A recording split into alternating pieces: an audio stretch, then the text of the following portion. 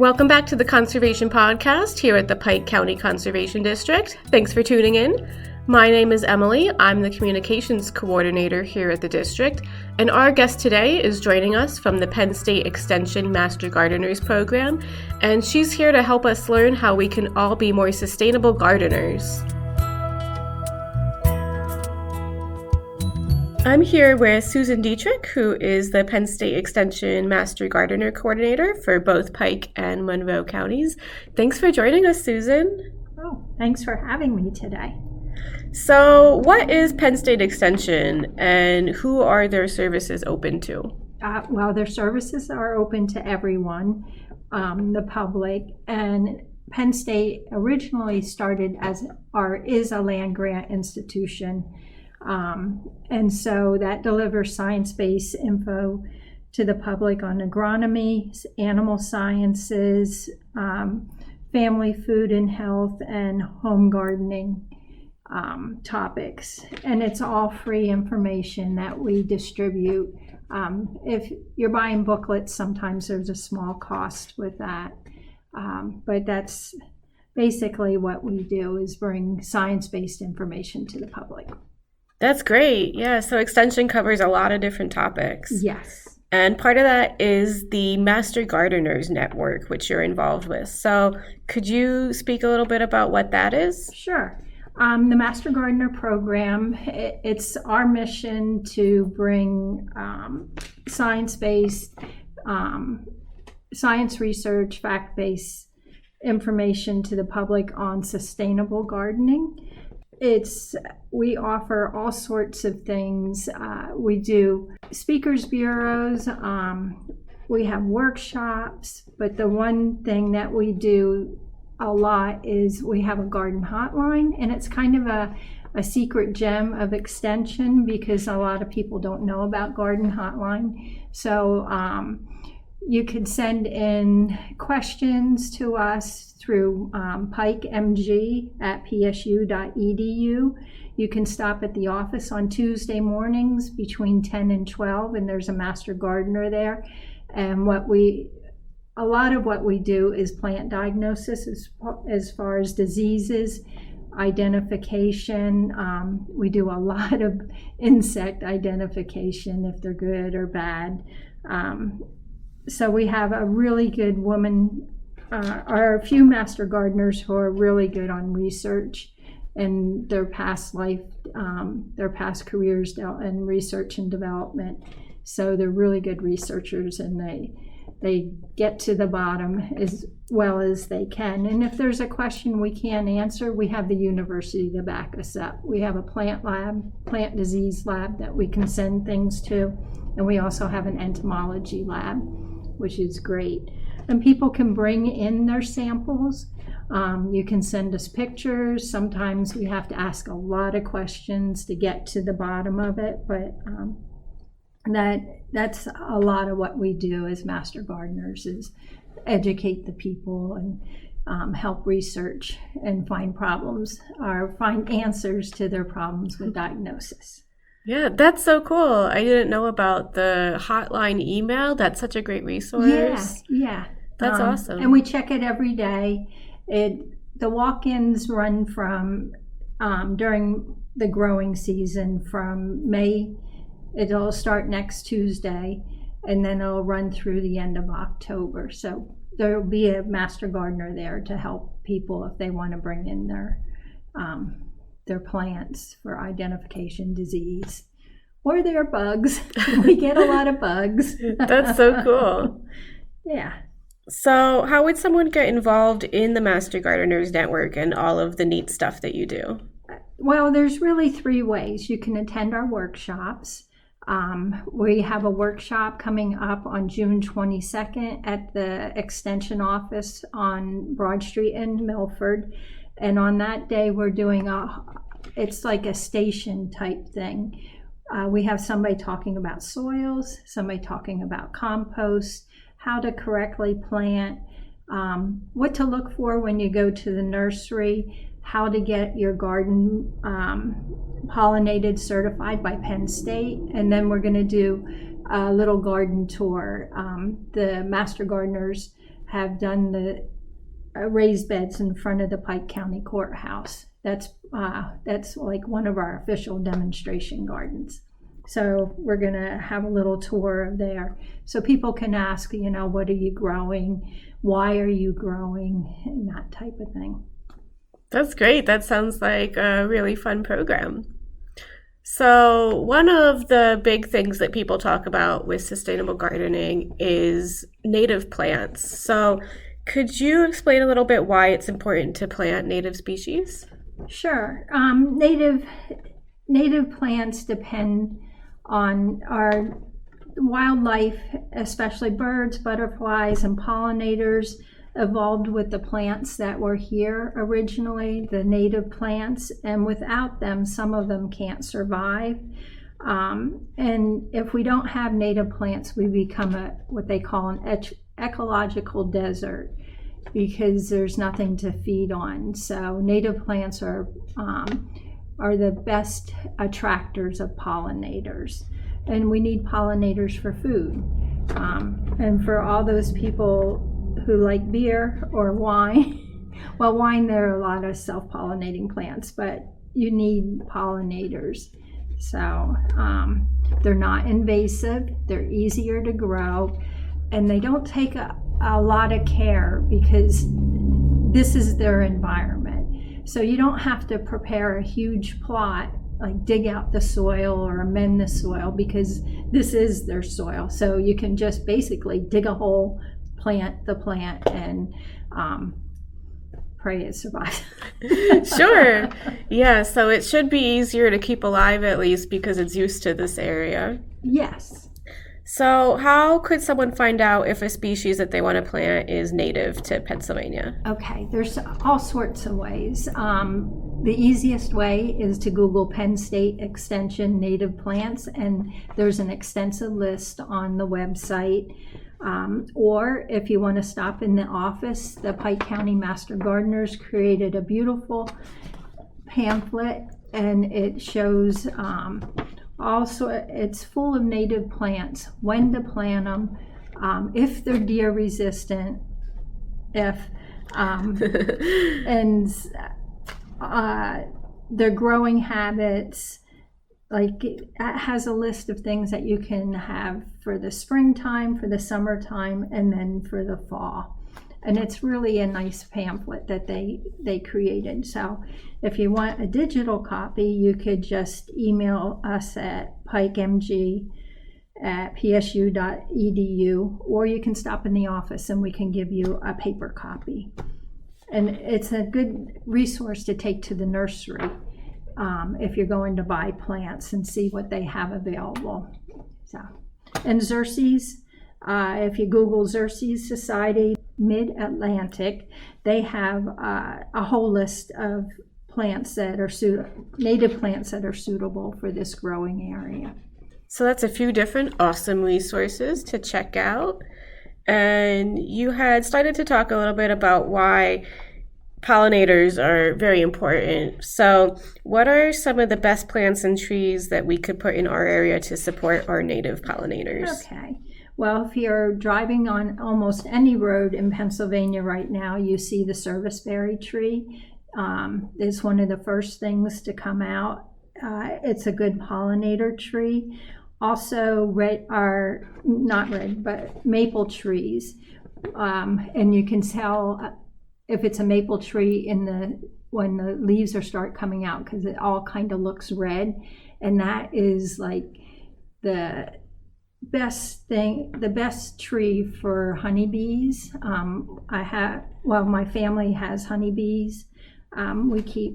We're beekeepers, and we always look for the red maple the maple tree down the street to come out, because then we know our honeybees have a quick source to start off for the spring. So, all right, that's great. Yeah. Other trees, fruit trees are really good. You got to buy disease-resistant type, because unfortunately, fruit trees need care throughout the year. We spray ours to limit fungal diseases and like apple blight. So, but fruit trees are really good pollinators. Tulip poplars, if you have an area for a large tree, one of the most beautiful trees there are. Red buds, and we see red buds are blooming right now. But red buds, even though it's one of the most recommended ornamental tree, they're short-lived, like 25 to 30 years is a good lifespan for a red bud. So you got to consider that if it's something you want to have really long-term. Shrubs, chokeberries, pussy willows, other trees, flowering dogwoods, linden trees. So they're all really good. But in our pamphlet or on the Penn State Extension, you can find other native trees and shrubs that are good for planting for pollinators. All right, thanks for all that info. That's a lot of different options to choose from, so that's great. And it might be easier now in the springtime when we see all the flowers and the bees buzzing around to think about our pollinators, but pollinators also use our gardens over the winter when there aren't any flowers left. So why is it important to keep all that plant debris in our gardens during this time? Traditionally, everybody wanted everything neat and clean. At the end of the year, the leaves were gone, everything was cut to the ground, and now we're learning to create a whole habitat for the environment. We're leaving our debris. In all our demo gardens, we have left the debris, and we do what we call cut and drop in the spring. So you can take the seed heads off if you don't want something to spread by seed. But with cut and drop, we leave everything over winter because all those hollow stems are good homes for insects. The leaf litter is good for small critters and for where eggs were laid for beneficial insects. So then for cut and drop, all we do is take the stems in the springtime and cut them and let them lay because they're great compost. So then you're not putting a lot of waste into the garbage can. We do put things, sometimes we put things in our compost if we have a lot of it, if we're pulling things out that went crazy the year before. As long as they're not diseased, we throw them in our compost pile and make new soil.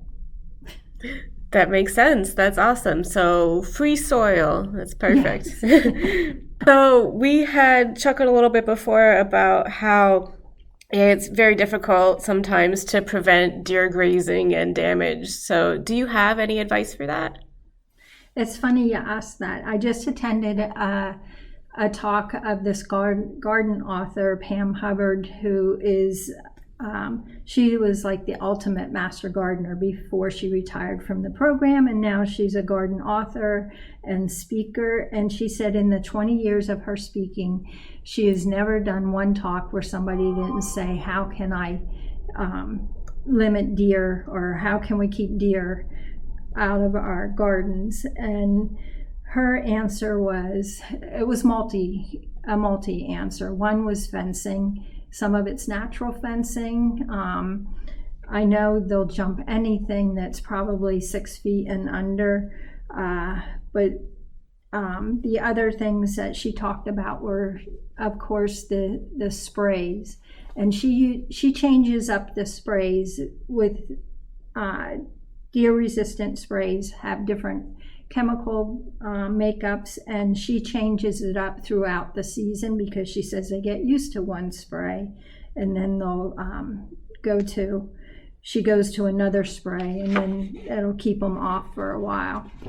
And if you have a low fence, you could do double fencing. They don't like to jump two fences, and at my house, because they're jumping my 5-foot fence, since our dog has passed away, the deer are taking advantage of not having to fear a dog. So we put up a double fence, and all it is a wire 3 feet off of our fence that we ran around the perimeter of it. and they don't like that that space in between, so they haven't been jumping the fence. Fingers crossed. And there used to be a man who had a nursery in Point Pleasant, Pennsylvania, and when I visited him, his nursery was totally open to the wildlife. And I said, how do you do this without deer pressure? And he said, I made it inaccessible to them because they don't like to get into places they can't get out of real freely. So he had all his nursery stock was open, but then we noticed that he had buckets right off into the woods surrounding his property, and he would take the buckets, put rags in them, and spray them with the deer off or deer fence, the liquid stuff, and he would spray every few days. And he said, usually if you have to spray, you spray, and then it rains, you got to spray again right away. But the smell kept them away. So it might be an option for people. I know if you live in a community, having buckets surrounding your property is kind of crazy, but if you live against the woods, that might be another option. But besides like the 8-foot fence, I'm not sure. And they'll try anything, even plants that are considered deer resistant, they'll try. Sure. So that's really interesting, though, especially with the double fencing. I hadn't heard that before, so that's something I'll have to try. Yeah. One of the really cool resources that Extension offers is the soil testing. So how do those soil tests work, and how would you use information that you get from a soil test? Right. Whenever anybody's planting a new yard, or it's recommended every 3 years, planting a new garden, we recommend soil testing. And you can obtain a soil test kit from the Extension office. There is an online form if you would Google Penn State Extension soil testing that you can use. And the kits at the office are $10. All the instructions are in it. And what you would do is you would take wherever you're planting, like say you're putting in a vegetable garden, and you would take 10 samples of soil from your vegetable garden, mix it all together, and then put it in a cup or in the bag that's provided, and it's like a cup of soil. And then you mail that into the soil lab. And what you get back is the pH, which is important around here, the pH of your soil and what it needs. Say you're doing vegetables, and then they'll say, okay, they'll test for potassium, nitrogen, and phosphorus, and they'll tell you what you need if your soil is optimum, or if you need something, or above optimum, and then they'll give recommendations on how to mediate that soil to get it into the correct pH level. So that's awesome. Yeah. Great. So one of the things that you might use to mediate your soil to get those nutrients if you're low are fertilizers, right? And the PA Department of Agriculture released an updated fertilizer law a couple of years ago in 2022. So what do gardeners need to know about these new requirements? Well, mostly it's about the labeling. And for turf grass management, people love to have that perfect green lawn, but now the fertilizer recommendation is they're taking phosphorus out of the recommendations, and there's some of the recommendations are you shouldn't apply fertilizer after December 15th or before March 1st, or if there's snow on the ground, which in Pike County, you never know, especially in March. And it prohibits the application within 15 feet. And you really should use someone who is licensed in fertilizing. If you ask your landscaper, they might be able to help you out there. And that's pretty much it, besides the labeling and telling people, or giving more specific directions as to when or what you can do. Okay, that's good to know. So besides proper management of fertilizers and application, what are some other ways that gardeners can promote healthy soil? Sure. It's almost right at your hands. It's free. It's doing composting, and it's collecting leaves, which would be browns, and then using any scraps you have for cooking, anything green. You can't put like eggs in it. You can put eggshells, but not eggs. So browns and greens, and start to create a compost pile. And compost piles, if they're working really correctly and they have the correct amount of browns and greens, they'll heat up to about 140 degrees, and then that'll kill the weed seeds that you might throw in from your garden, or if you're weeding. And I throw all my weeds in my compost piles because they get hot enough to kill the seeds. There's certain things like the Floribunda rosa that's sticky, prickery. I don't put those in my compost, but mulching is a good way because mulching keeps the moisture in the soil.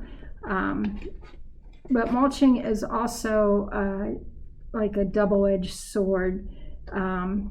If you're putting mulch down, the recommended amount of mulch, like hardwood chips or something like that, would be 2 to 3 inches. We see people putting out 6 to 8 inches of mulching, and it's not really helping your soil. So that's the recommended thing. But the biggest, and this is one of my big complaints, is that mulching is put right up to the plant stem. It needs to be pulled away like 3 inches, because if you put that mulch up against your plant stem, then that's creating a habitat for moisture collection, disease, insects. It makes a nice little home for them with something to eat. So you need to have the mulch pulled away. And if you're having someone come into your property and doing mulching, please tell them not to put it up against your plants. There's a church in Monroe County that planted 10 beautiful sapling trees. I think they were service berries, and whoever the landscaper was volcano mulched it. That's what we call when they make a volcano around of mulch. And in 10 years, only 2 of those plants have survived, and every single one of them died at the stem because of too much mulching. So, oh, wow. So if you're having someone come in to do mulching, make them aware of it, because sometimes they're not aware of it. But the biggest thing to help with healthy soil is leaf composting. Just chopping up your leaves. At the end of the year, I don't mow my lawn, or I don't rake my lawn. I mulch it with the lawn mower, and I have to run over it numerous times. But my lawn is in so much better shape than when I was raking it, because I live in town and it's a nice service. You rake your leaves to the curb and the burro takes them away. And they create leaf composting too, that you can get from a lot of your townships or your boroughs. But you can do it yourself. And I don't rake my leaves until I just started raking a few, because they're like 1.5 feet deep. So leave your leaves over the winter time, because that's part of creating the habitat. But another thing, if people are ordering soil from anywhere, please check and see if there's a presence of the Asian jumping worm. You can see about that. You can look that up on the Penn State website. There's a whole fact sheet about it. And the problem with the Asian jumping worm is they don't go down deep and make those nice holes, and the water airways and waterways like our regular earthworms do. These eat this eats the leaf litter on top of the ground, and it's not nourishing the trees anymore because the leaves aren't composting down. So if you're getting soil, make sure you're not getting Asian jumping worms with that soil. If you're buying bag soil, it's already been heat treated and you'll be fine with that. Okay, that's good to know. You had mentioned leaving the leaf litter for the pollinators and the insects over the winter. So do you do your composting of the leaves then in the spring? Mostly I do. I have a big vegetable garden, and I chop them up. I have one of those leaf grinder things, and we throw them in the compost, and then it just expedites the breakdown into compost. But a lot of times I'll just use that leaf mulch instead of buying mulch bags. I mulch all my plants with leaf mulch now. Okay, that's good. So that's a cost saver too, right? Yeah. It's just falling right off of the trees. So that's awesome.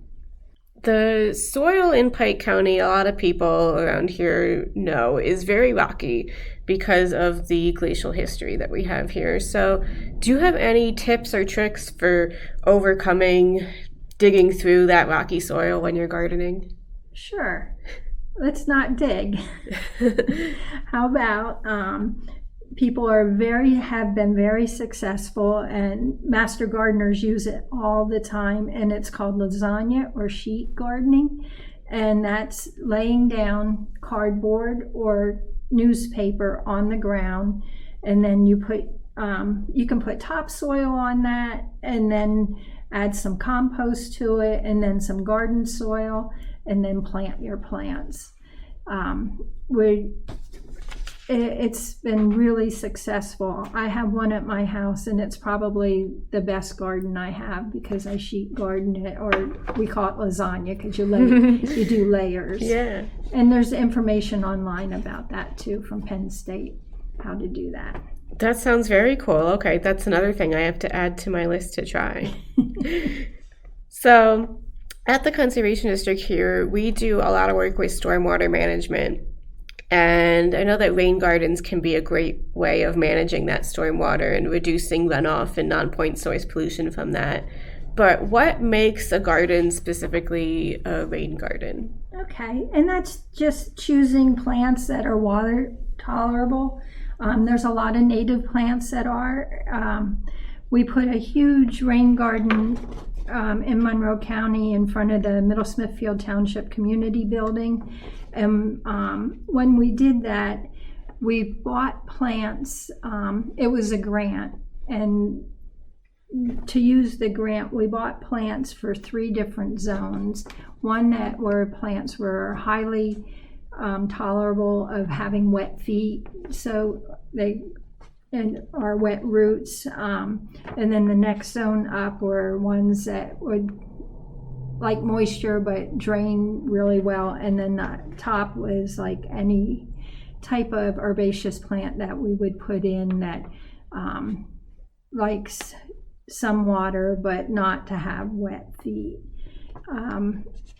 And the reason we did that is it was a runoff from the building there, and the rain garden helps filter out the toxins before reaching the water table. There's a stream right near where we did this one in Monroe County.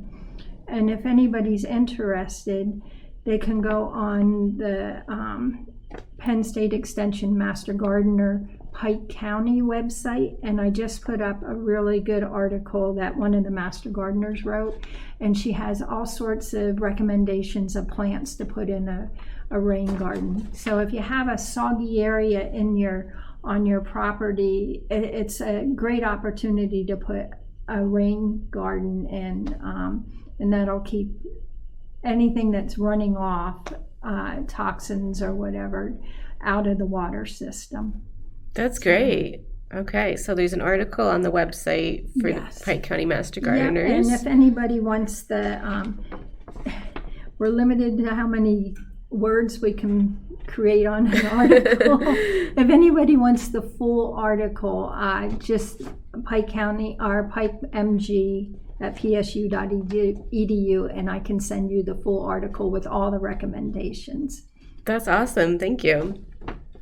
So if you want to expand beyond a typical garden or a small vegetable or rain garden, some people now are replacing their whole lawns with alternative ground covers like moss, right? So what are some of the lawn alternatives that people can use? What are the benefits? And how do you go about starting a big project like this if your lawn right now is grass? I'm pleased to say that we have gotten more garden hotline questions about how to start a meadow because people are tired of mowing their lawn. Yeah. And this can be done. It needs some care, but we have one person who started a meadow. They took their horse pasture. They don't have horses anymore, but took their horse pasture, and it was a fenced-in type thing, and put a beautiful meadow in. So to do this, the first thing she did was lay down plastic. Everybody says black plastic is the best. Well, now the research is showing that a clear plastic more than like 10 millimeters thick will kill all the weeds underneath. Once that is done, then she didn't till the grass. She raked it, or didn't till the area that was broken down. She just raked it out and put wildflower seeds in. But then you got to keep watch because the first year you got to water it. The first year of any garden, you got to be really careful and water. And then after that, she just took out the weeds that were flying through. But if you're going to do a meadow, make sure you buy from a reliable source, and they'll tell you the rate of propagation or the rate of growth that you'll get. And if you can find a place, and that you can find them online and buy seeds that have like 80% or better germination rate. Yay. Okay. Germination rate, those are the seeds to buy. But it's a new thing, and it's just great, and it creates habitat. It's low care after the first year or so, when things get established and they're native. So yeah, absolutely. That's awesome.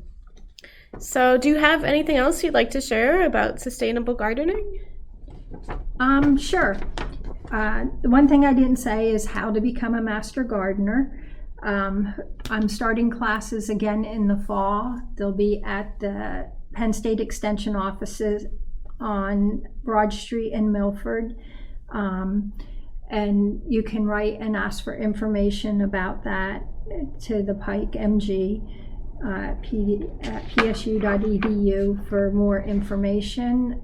The classes run from October to March, and it's like 2 Saturdays a month that it's a couple hours, and we do activities. And beyond that, you have to watch the webinars from Penn State that correspond with the activities and the manual. The Penn State Extension Master Gardener Manual is now being used in several states. It's an award winner. It's really good, and you get that as part of the fee for the class. So if you're interested, and you can call the office at 570-832-2805 for more information on the Master Gardener program. Great. And other thing we have is if you want to visit our demo gardens, we have one that surrounds the office on Broad Street in Milford. And we just did, as I said before, the courthouse gardens in front of the Pike County Courthouse. And our other thing we do is we take care of the State Trooper Memorial, the Byron Dixon Memorial at the Blooming Grove State Police Barracks. Oh, okay. The master gardeners who have been taking care of that are doing a wonderful job, because it didn't fall into disrepair. It just got overgrown during COVID, and people weren't there, to give it the love it deserved. And now it's just outstanding. That's great. And that's really close to our district office here too. So besides the Master Gardeners, what are some of the other programs that Extension offers in Pike County that people can get involved with? Sure. We have a 4-H program run by Angie Smith. She's has so much going on. She's with the children. She's doing a thing at Dingman's Library, putting in a pollinator garden. Last year, the kids put a pollinator garden in at the Matamoros Welcome Center, and she has some activities going on with that.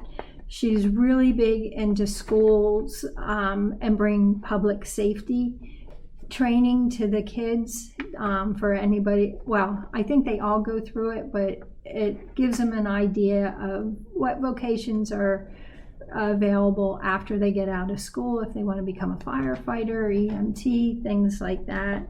She's creating, this is new, she's creating a science lab at the Extension office.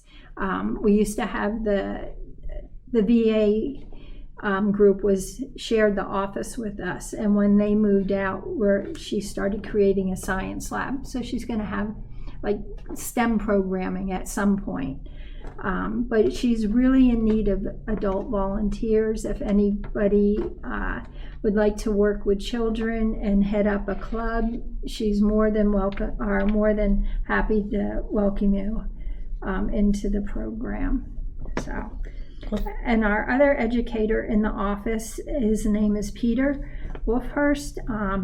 We know him as Peter the Water Guy, even though he's part of Family, Food, Health, and Community.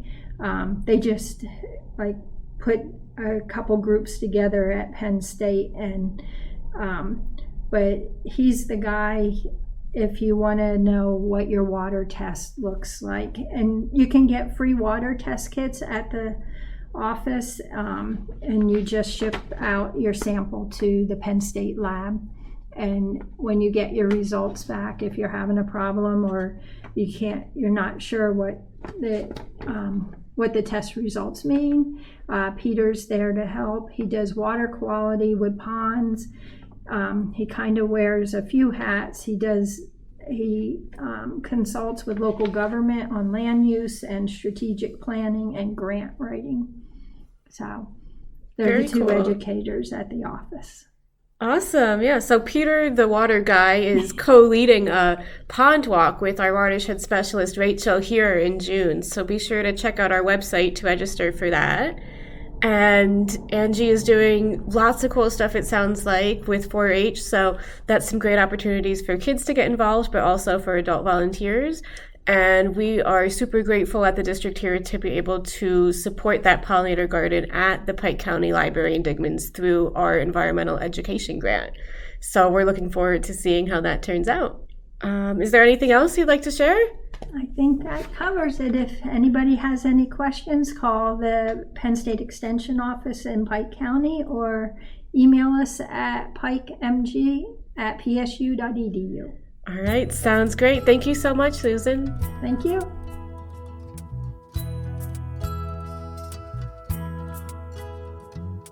Thank you for listening to the Conservation Podcast here at Pike County Conservation District. If you enjoyed this episode and want to find more, you can find past episodes and new episodes. Our Season 2 episodes will be released monthly starting January 2024 on our website, pikeconservation.org, under the Education tab, or on Spotify. To stay in touch with us and find out more about our upcoming events, newly released podcast episodes, and tips and tricks for conservation at home, follow us on Facebook, Instagram, and YouTube, and sign up for our email monthly newsletter, which you can find the sign up link at the bottom of our website, pikeconservation.org. Thanks for listening.